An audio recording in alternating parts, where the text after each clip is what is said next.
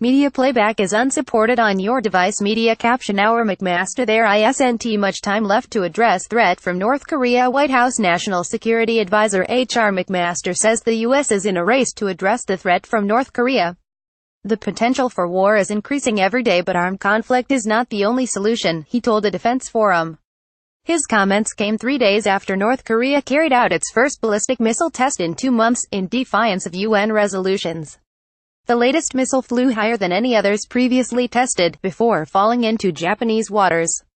Tensions have heated up in recent months over the North's continued development of its nuclear and missile program, in spite of global condemnation and international sanctions. Pyongyang conducted its first nuclear test in September.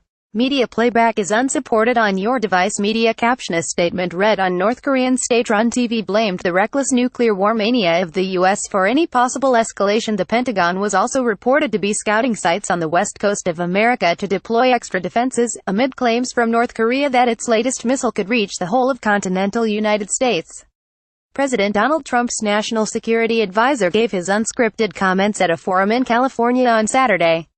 There are ways to address this problem short of armed conflict, but it is a race because he's getting closer and closer, and there's not much time left, Mr. McMaster said, in reference to North Korean leader Kim Jong-un. Media playback is unsupported on your device. Media caption. How would war with North Korea unfold? He singled out China, urging the Beijing government to enforce a total oil embargo on the North to make it difficult to fuel missile launches. We're asking China to act in China's interest, as they should, and we believe increasingly that it's in China's urgent interest to do more. You can't shoot a missile without fuel, he added. North Korea, meanwhile, has accused the U.S. and neighboring South Korea of being warmongers ahead of large-scale joint air exercises between the two allies that begin on Monday. It is an open, all-out provocation against the DPRK North Korea, which may lead to a nuclear war any moment, an editorial in the ruling party's Rodong newspaper said.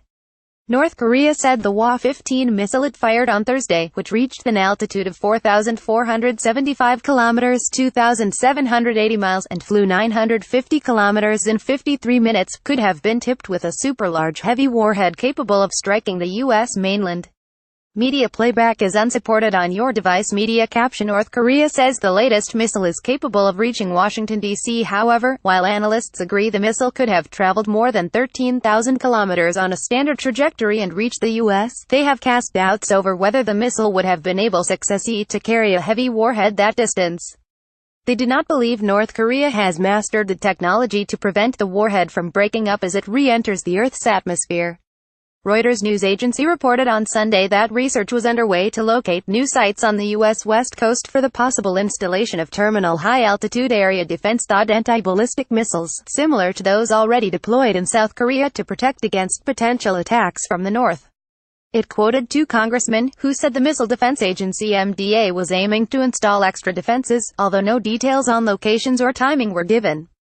However, the MDA, which is part of the U.S. Defense Department, says it has not yet received instructions to deploy THAAD systems. 2 THAAD systems have already been deployed to South Korea and the U.S. Pacific territory of Guam, which is 3,400 kilometers from Pyongyang.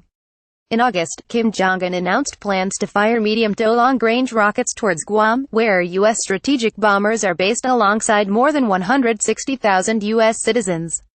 THAAD systems are able to shoot down short and medium-range ballistic missiles in the terminal phase of their flight using hit-to-kill technology, where kinetic energy destroys the incoming warhead.